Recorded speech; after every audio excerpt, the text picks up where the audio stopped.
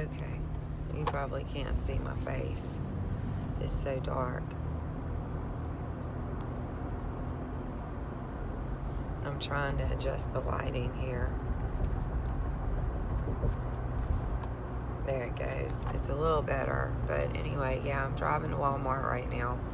It's like 4:50 in the morning, but I used the last bit of the vanilla creamer, and my husband's going to get up in about 6:30, in about an hour and a half, and he's going to want vanilla creamer in his coffee, and we're not going to have any more because I used it all.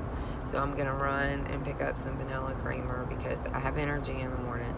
And yesterday, let's talk about day 4. Day 4 was kind of intense. I drove back from Florida, from the beach. Gosh, it took us 8 hours because I was with my father-in-law, and he had to pee like every 45 minutes. It drove me nuts. My stomach was cramping, just all kind of stuff. I didn't have all the medicine I needed with me. And I guess that's what I want to talk to y'all about today, is being prepared. Like, have the right meds to come off of this, because it doesn't have to be as uncomfortable as some of these people making these videos out to be. Like, I'm here to offer encouragement that it is not that bad and you can jump off. I jumped off at 1 milligram. My night sweats and stuff started when I went from 4 milligrams to, like 2 milligrams to 1 milligram, all within like 3 weeks or 2 weeks. So I was sweating my butt off for 3 weeks at night. My husband's like, because he had no clue I had been on Suboxone. He does now, and that sucks, because he's very mad at me. I thought I was going to be on Suboxone for the rest of my life, and I thought I could hide it from my family, but you can't hide that kind of stuff forever. I mean, the doctors are expensive, the medicine's expensive, you have to store it someplace. My husband was very suspicious. He was finding empty wrappers, and because I was on slips, he was finding full slips. I was blaming it on my brother. I'm like, oh, I take care of them for my brother. They're for my brother. Lies and more lies and more lies. And I got tired of lying to my husband. It's just not fair, and it just puts a wedge between us, and I felt like our marriage needed to not have any more secrets. So I went ahead and told the truth. And then once again, that wasn't by choice. It was because he read a text message about I need a Xanax and a pain pill. So I ended up doing this deal without any kind of pain medication.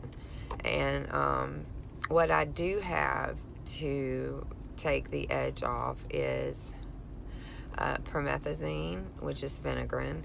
That helps me sleep at night. I have, what else do I have?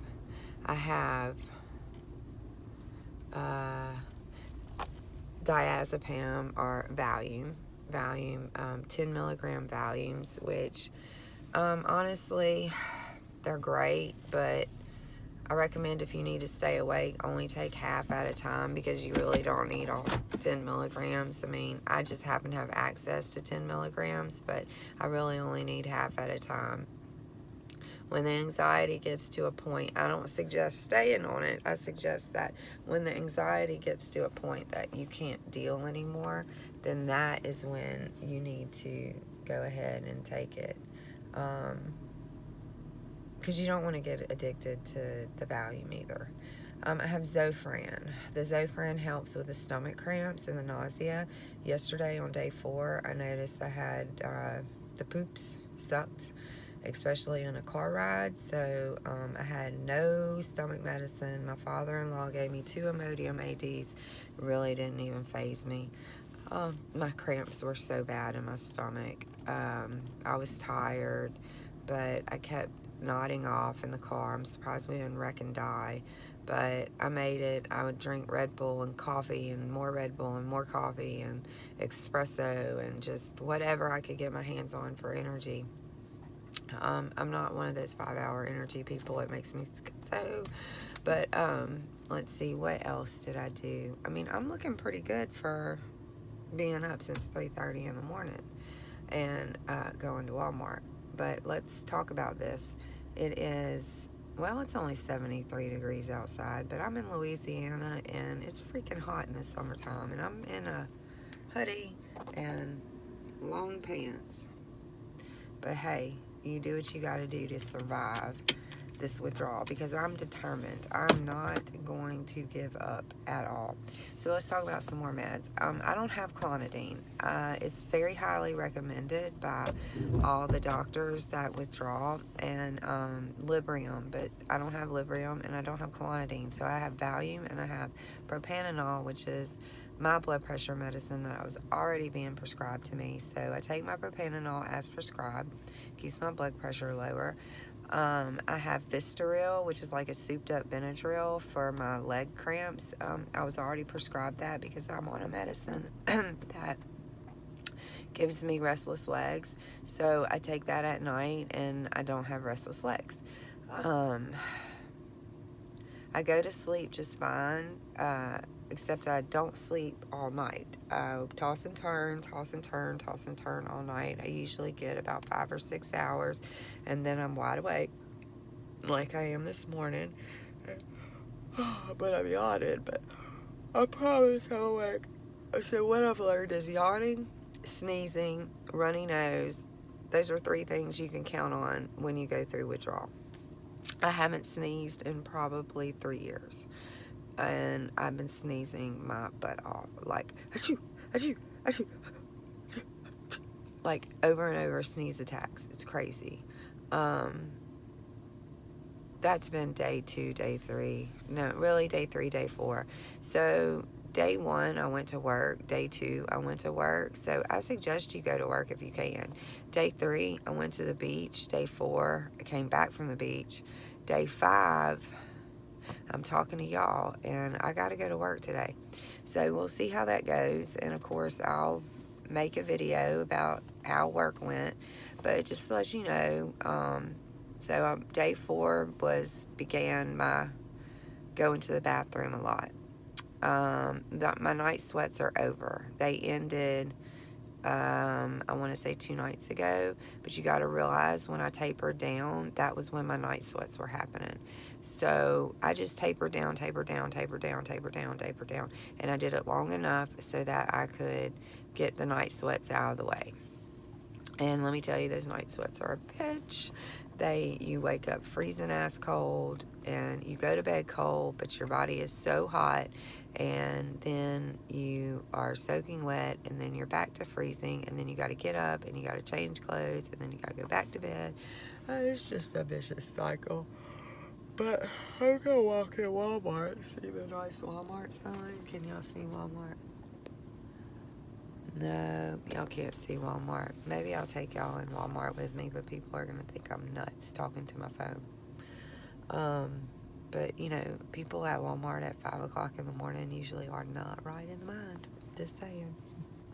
Okay, let's see how this goes. Oh, I already took my suit off.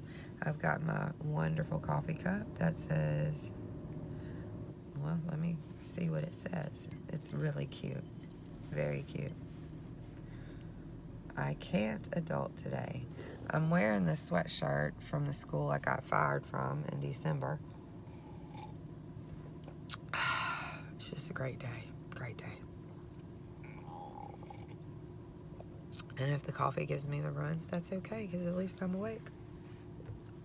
Okay, well, day 5, let's get it started, because I saw a video and it said day 8 was wonderful. I watched another video that said day 6 was terrible. So I'm just gonna not listen to these videos, and I'm gonna take it on Tracy's one day at a time and not these other people's one day at a time, because everybody tapers down differently. Everybody withdraws differently. I truly believe it's here. There are some physical things, but I truly believe it's in our heads. If we believe we're sick, we're going to be sick. If you believe you can do it, no matter what your symptoms are, no matter what today, I'm going to work. I'm going to face it. I'm going to get through it. Then I'm going to get through it. So I really believe it's here, not here, even though here does have some effects. But I mean, you can fight through it. You just have to fight. And I advise y'all to get some meds to help you fight through it, because there's no reason to suffer if you don't have to. And like the Valium, the promethazine, the Phenergan, the Zofran for the nausea and the stomach cramps. The Phenergan helps me sleep. The Vistaril helps my restless legs. My propanol is my blood pressure medicine. It sounds like I'm on a lot of drugs, but I really am. I've left off the Abilify and the Lamictal, and I take supplements, hypothalamus, adrenalate, and magnesium and lithium. Those are all natural supplements. My lithium isn't a dose for bipolar. It's a little slight dose of 5 milligrams, where if you're bipolar, they give you 300. The 5 milligrams just stops the chatter in my head. The hypothalamus helps me with anxiety, and the adrenalate is your adrenal system, adrenal gland, and it helps me with the cortisol for stress, because I was in a constant state of stress.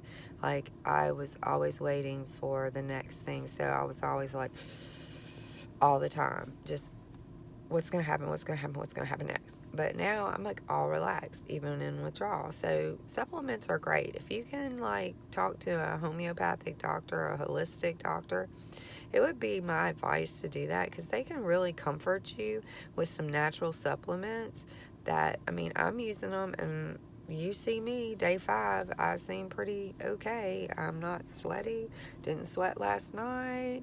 I mean, don't get me wrong, only got 5 or 6 hours of sleep, but look at me, I feel good. All right, I've seen other people a lot worse on day 5.